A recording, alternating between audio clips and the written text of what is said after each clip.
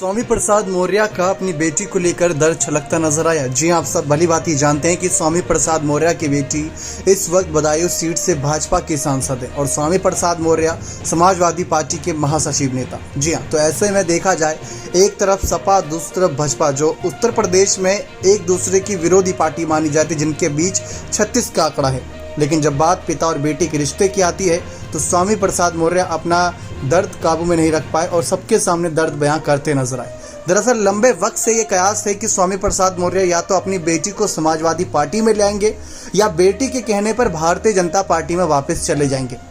इसी सवाल का उन्होंने जवाब मीडिया इंटरव्यू में दिया, क्योंकि उनसे तमाम मुद्दों को लेकर सवाल किए जा रहे थे कि आपने पहले रामचरितमानस के कुछ छंदों का मुद्दा उठाया था, उसके बाद बद्रीनाथ धाम को लेकर बात की, 6ठी 7वीं शताब्दी के बाद लिखा गया महाभारत, ये भी आपने तमाम बातें कही, तो क्या आप इसके विरोधी? तो उन्होंने साफ कहा कि मैं सबका विरोधी नहीं हूँ, बस जो बातें हैं वो फैक्ट के तौर पर सबके सामने रख रहा हूँ। लेकिन इस बीच संघमित्रा मौर्य को लेकर उन्होंने कहा, स्वामी प्रसाद से पहले ये कहा गया कि आपकी बेटी बीजेपी की सांसद है और उनका कहना है कि पार्टी जब कहेगी तो पिताजी को बीजेपी में ले आएंगे।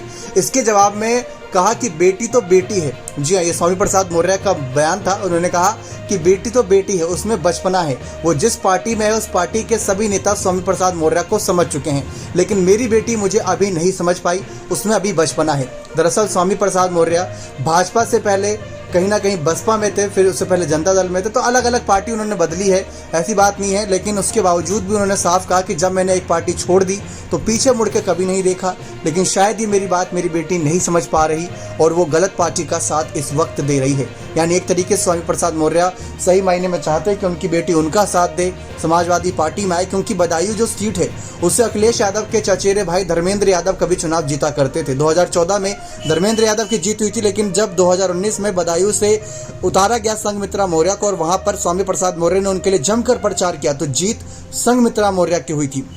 स्वामी प्रसाद मौर्य तो समाजवादी पार्टी में आ गए, लेकिन संघमित्रा मौर्य भाजपा में ही रह गए और उन्होंने साफ कहा कि भाजपा से मुझे उम्मीद है कि मुझे फिर से टिकट मिलेगा, मैं फिर से सांसद बनूंगी। तो एक तरफ संघमित्रा मौर्य जो बेटी है, एक तरफ स्वामी प्रसाद मौर्य जो पिता हैं, और दोनों एक दूसरे के खिलाफ हैं। अब देखते हैं इस चुनाव में अखिलेश किस तरीके से स्वामी प्रसाद मौर्य का लोकसभा चुनाव में इस्तेमाल करते हैं, ताकि संघमित्रा मौर्य वर्सेस स्वामी प्रसाद मौर्य के बीच जंग देखने को मिले, तो जीत किसकी हो ये पता लग सके। बने रहे चैनल के साथ, बहुत बहुत धन्यवाद।